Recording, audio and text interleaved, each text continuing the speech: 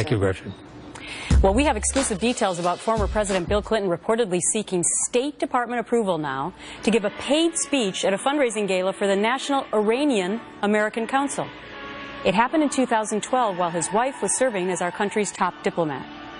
Chief White House correspondent Ed Henry live for us in Washington with the exclusive details. So, Ed, what'd you uncover?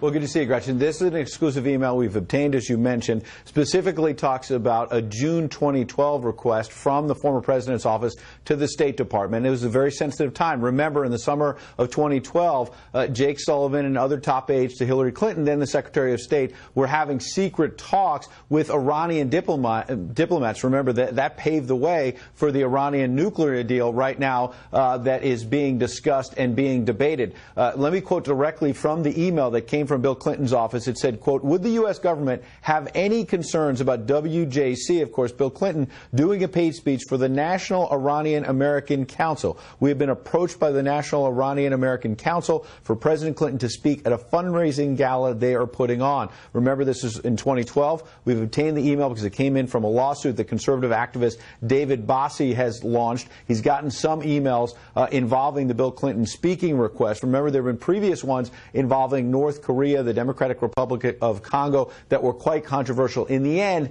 Bill Clinton did not deliver those speeches, and in this case, he also did not deliver this speech. We've just gotten this statement from the former president's office stressing that they were not specifically asking permission, but, quote, "As we've said before, as a matter of course, all requests were run by the State Department, and most importantly, ultimately, the president did not give this speech." Of course, very interesting, though, because we are starting, as some of these emails pour out, to get an inside look at some of the speeches that the former president was at least considering, some quite controversial, Gretchen. Okay, very interesting. Now, Hillary Clinton also struggling right now with female voters. When you break that down, what'd you find out?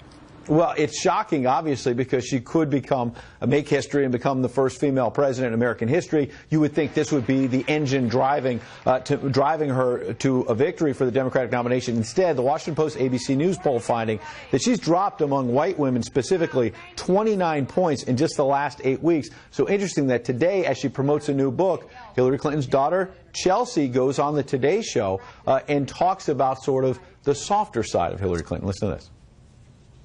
Oh, it's the best. I mean, I didn't know it would be such a joy of parenting to see my parents as grandparents, but it really has been. I love watching my mom read to Charlotte, sing to her.